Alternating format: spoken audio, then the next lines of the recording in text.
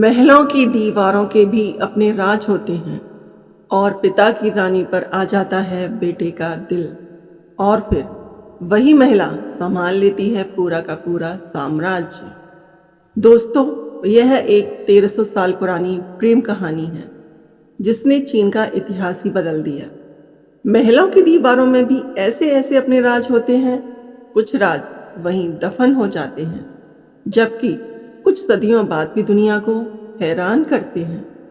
करीब 1300 साल पहले चीन के शाही महल में भी ऐसा ही एक राज छिपा था। एक राजकुमार अपने ही पिता की महिला साथी को दिल दे बैठा। उस दौर में ये सिर्फ एक प्रेम कहानी नहीं, बल्कि ऐसा अपराध माना जाता था जिसके बारे में सोचने की भी किसी की हिम्मत नहीं होती थी। लेकिन किस्मत ने ऐसा मोड़ लिया कि यही महिला आगे चलकर चीन की पहली और इकलौती महिला सम्राट बनी। ये कहानी है सम्राट गाओ जोंग और वू जेतियान की, जिनका रिश्ता आज भी इतिहास की सबसे रहस्यमयी और विवादित प्रेम कहानियों में गिना जाता है। पहली मुलाकात और वहीं से शुरू हुई कहानी। 7वीं शताब्दी में तांग राजवंश दुनिया के सबसे ताकतवर साम्राज्यों में गिना जाता था। उसके शासक थे सम्राट ताइजोंग। उनके महल में एक दिन एक 14 साल की लड़की लाई गई। नाम था वू जेतियान। वो बेहद खूबसूरत थी, लेकिन उनकी असली ताकत उनका तेज दिमाग था। कहते हैं कि वो महल की दूसरी महिलाओं से बिल्कुल अलग थी। उन्हें राजनीति, साहित्य और प्रशासन में भी दिलचस्पी थी। यही बात उन्हें खास बनाती थी। महल में आने के कुछ समय बाद ही ताइजोंग के बेटे लीजी की नज़र उन पर पड़ी। यही लीजी आगे चलकर सम्राट गाओ जोंग बने। कई ऐतिहासिक दस्तावेज बताते हैं कि दोनों एक दूसरे से इम्प्रेस हुए, लेकिन उनके बीच एक ऐसी दीवार थी जिसे पार करना लगभग नामुमकिन था। वो राजकुमार के पिता की कॉन्क्यूवाइन थी। कॉन्क्यूवाइन यानी ऐसी औरत जो उनकी पत्नी नहीं थी, लेकिन पत्नी की तरह ही साथ रहती थी। एक मौत और सब कुछ खत्म। 1449 ईस्वी में सम्राट ताइजोंग की मृत्यु हो गई। उनके निधन के साथ ही वू जेतियान की जिंदगी भी जैसे बदल गई। उस समय शाही नियम बेहद सख्त थे। जिन कॉन्क्यूवाइन की कोई संतान नहीं होती थी, उन्हें महल छोड़कर बौद्ध मठ भेज दिया जाता था, सिर मुंडवा दिया जाता था और बाकी जिंदगी साध्वी की तरह ही बितानी पड़ती थी। वू जेतियान के साथ भी यही हुआ। उन्हें महल से विदा कर दिया गया। ऐसा लगा कि उनकी कहानी यहीं खत्म हो गई, लेकिन असली कहानी तो अब शुरू होने वाली थी। जब नए सम्राट ने तोड़ दी सदियों पुरानी परंपरा, ताइजोंग के बाद लीजी चीन के नए सम्राट बने। अब उनका नाम था सम्राट गाओ जोंग।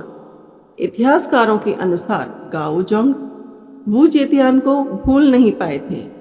कुछ समय बाद उन्होंने बौद्ध मठ से वू को वापस शाही महल बुला लिया। ये फैसला पूरे साम्राज्य में भूचाल जैसा था। एक ऐसी महिला जो कभी पिछले सम्राट के हरम का हिस्सा रह चुकी थी, अब नए सम्राट के महल में लौट आई थी। दरबार में विरोध शुरू हो गया। मंत्रियों ने इसे शाही परंपरा और नैतिकता के खिलाफ बताया, लेकिन गाओ जोंग अपने फैसले से पीछे नहीं हटे। शायद तब पहली बार प्यार ने शाही नियमों को चुनौती दी थी। महल में शुरू हुई सबसे खतरनाक जंग। महल में वापसी के बाद वू जेतियान ने सिर्फ सम्राट का दिल ही नहीं जीता, बल्कि अपनी समझदारी से धीरे धीरे सत्ता के केंद्र तक पहुंच गई। उस समय महारानी वोंग और कंसॉर्ट सियाओ पहले से मौजूद थी। तीनों के बीच महल के अंदर ऐसी राजनीतिक लड़ाई शुरू हुई जिसने पूरे दरबार को 2 हिस्सों में बांट दिया। आखिरकार 655 ईस्वी में गाओ जोंग ने वो फैसला लिया जिसकी किसी ने कल्पना भी नहीं की थी। उन्होंने महारानी वोंग को पद से हटाकर वू जेतियान को नई महारानी घोषित कर दिया। ये सिर्फ एक ताजपोशी नहीं थी, बल्कि पूरे साम्राज्य को दिया गया एक संदेश था कि सम्राट अपने फैसले पर अड़िग है।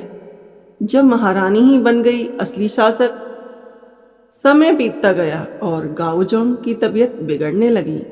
उन्हें बार बार हेल्थ रिलेटेड परेशानियां होने लगीं। ऐसे में वू जेतियान ने प्रशासन की जिम्मेदारी संभालना शुरू कर दी।